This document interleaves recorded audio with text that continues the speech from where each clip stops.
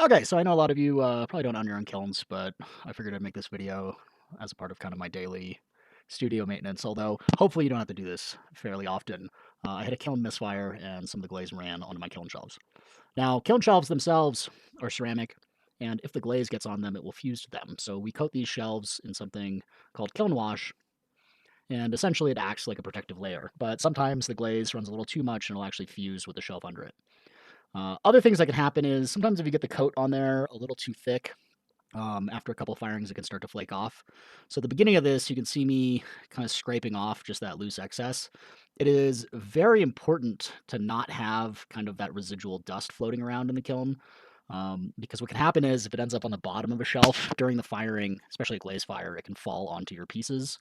And so you always want to make sure the bottoms of your pieces are, or not your pieces, but rather the shelves are clean. Now, first thing I'll do, I kind of go over these just with like a putty knife. It is very important that when you're messing with kiln shelves, you don't actually run your hand over it because those little glass shards will cut you. It is one of the leading causes of injuries of kind of kiln techs because you're moving around and essentially that melted glaze is just shards of razor sharp glass. So you always want to be really careful when you're handling these. I recommend using gloves if you can. The other thing is during this whole process, you can see I have a mask on. It's not good to breathe it, but you also do not want to get it in your eyes. So I do recommend some glasses. I did not have some safety glasses, so I'm using the safety squint. But I own my own studio. I would not let my employees do this. Now, a lot of times you can just scrape it off. And if you can't scrape it off, what I like to do is I will come in with usually just like a flathead screwdriver. You can use a chisel.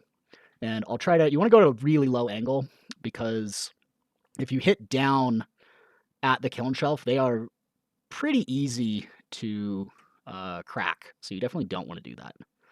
And so I'm kind of working my way around and I'm just trying to chip off as much as I can at a fairly low angle.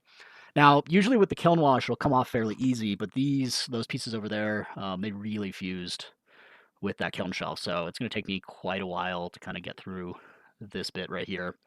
Now, I'm going to go through and kind of chisel off as much as I can, and you'll see me kind of periodically picking these up and dumping them into the trash. I also did put some plastic down on the table just to kind of keep the dust down. Um, so I'm going to speed up a little bit here. Okay, so this shelf of all of them was kind of the most fused. I had some large vases on there, so it's taken me quite a while just to even chip off that. For big chunks, I kind of go in with that little tiny one first, the screwdriver, and then I'll go in and try to get those last little flakes off with just the scraper. Okay, kind of skipping ahead in the video a little bit here, but even though I was able to scrape off most of it, there is still some residual glaze on the shelf. And I just didn't want to chip too far down into the actual kiln shelf. So what I'm doing here, in my left hand, I have just a vacuum cord, and I'm using a Dremel. And I'm just really trying to grind down the last bit of glaze that's on those without taking too much material off the actual shelf. The tip that you have on your Dremel, I would highly recommend doing a little bit of research, getting some kind of diamond one that is made for ceramic. If you get a metal one, they tend to not be hard enough and don't really cut well enough. So if you're gonna get a Dremel, I would highly recommend looking into it. What you can't see off camera, I took them all off. I wiped the back side of all of them, and now I'm gonna really clean the table off. So I'm just gonna kind of scrape my way around the table and get all the dust off and then vacuum it up. It is important, again, that you do not have any kind of residual dust on the backs of your kiln shelves, because what happens is when you put them in the kiln, that dust can kind of fall on the pieces below them. So I always try to kind of minimize the amount of dust and kiln wash or anything that gets on the back of the shelves. So right here, all I'm doing is just scraping the table up, and then I'm going to wipe the table down. I've already wiped down the shelves with kind of a big sponge front and back just to get any kind of residuals off. Okay, so this is mixing up the kiln wash. I usually get it as a dry mix. I don't usually weigh it. I know a lot of people weigh their glazes and they also weigh these. I usually do it just kind of visually. You get better at it over time. Uh, whenever you're mixing glazes or kiln wash, you always add the dry powder first and then you add the liquid. And then I tend to go a little lighter on the liquid and I will kind of adjust to it. Now with glazes, especially if you're doing paint on glazes, you want it closer to kind of heavy cream. I prefer not to do that for kiln wash. If you get too thick of a coat on the kiln wash, what happens is it does tend to flake. So you can see me add water to it, then kind of walk into the other room. You want to let it kind of slake for a second, and now I'm just going to really mix this thing up. And as I'm mixing it, I'm kind of looking at the consistency, and it's looking a little thick, and I'm going to do kind of a pan in a second here. What I'm looking for is I want it to be maybe towards like a watery milk. So right at the end here, you'll see me dip my finger in it. And what I'm looking for on my finger is kind of the coating. And unlike glazes, where you want to see a little bit of detail but no skin, usually I mix my kiln wash to where I can see a little bit of skin through the actual wash. Now, actually applying it here, what I was taught is you always want to put your kiln wash on in the same direction. So, like when I'm doing these coats, I kind of do them the length of the piece.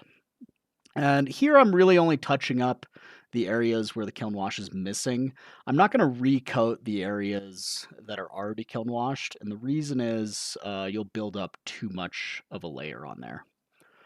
Now, the reason that you kind of don't do cross coats is it makes it much harder to scrape off.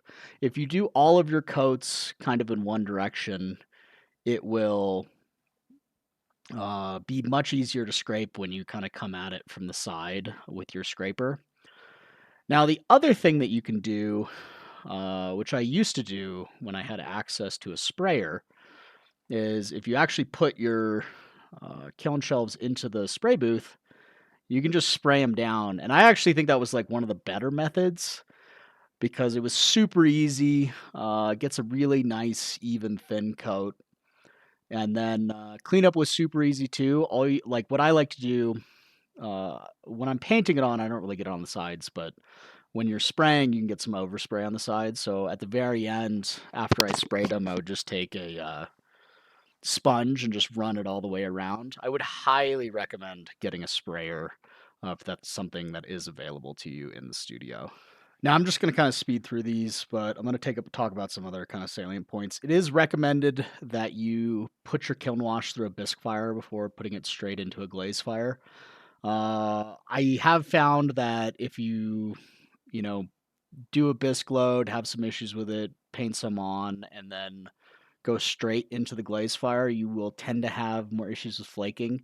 So I do recommend when you get a fresh kind of batch of wash shelves that you go in and re-bisque them before you put them into your glaze fire. Now I'm just going to show kind of a quick clip of me loading my kiln. Now, interesting thing, so I have a couple crack shelves. It happens, you drop them occasionally. There's a couple things you can do with the crack shelves. I like to load, I only have two of them at the moment, so I use those to load my just very bottom layer. And I just don't put the posts on the actual crack itself. So you can see me kind of offsetting it here.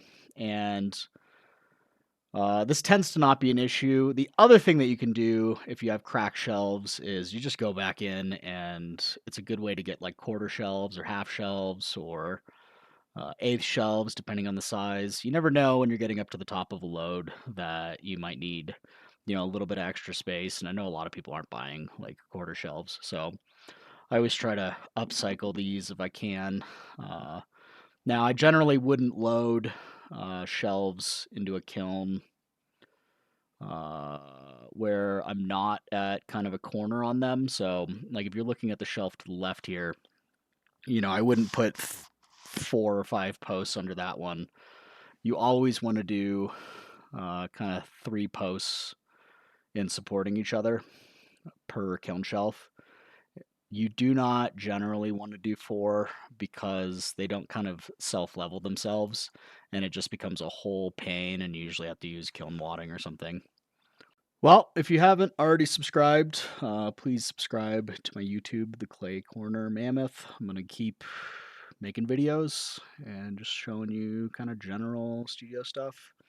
I am gonna be releasing quite a few more kind of tutorial videos on how to do things. You can also follow my Instagram at The Clay Corner Mammoth. We are located in Mammoth Lakes. We have one-time classes, and we do ship if you happen to be in town.